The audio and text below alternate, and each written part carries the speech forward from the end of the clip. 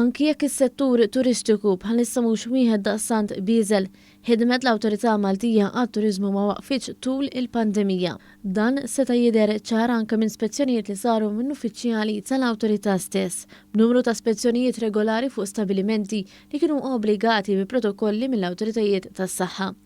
Dan ħareġ fi żjara li jagħmel il-Ministru għat-Turiżmu Clayton Bartolo fl-uffiċini tal-Awtorità Maltija għat-Turiżmu.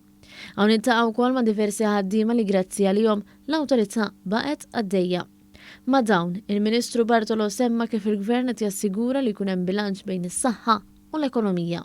Qegħdin naraw illi inkomplu anke aħna tramite l-industrija tat-turiżmu nippruvaw insibu il-bilanċ bejn il-ħajjiet u anke l-għejxin tan-nies. Dan huwa il-commitment tagħna ċar bħala Gvern illi nkomplu anke ngħinu u nassistu fejn hemm bżonn sabiex bekk nassiguraw illi nkomplu insostnu anke l-impjiegi f'pajjiżna.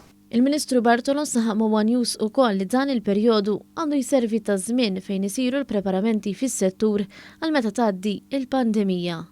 Mill-banda l-oħra jiena inħeġġeġ sabiex dawk il-lukandi u ristoranti li għandhom jagħmlu xi xogħol partikolari jagħmluh matul dan iż-żmien sabiex bekk hekk kif jonqsu restrizzjonijiet pajjiżna jkun minn ta' quddiem net fit-tellieqa dinjija sabiex nerġa' nibdew nattraw it-turisti lejn pajjiżna.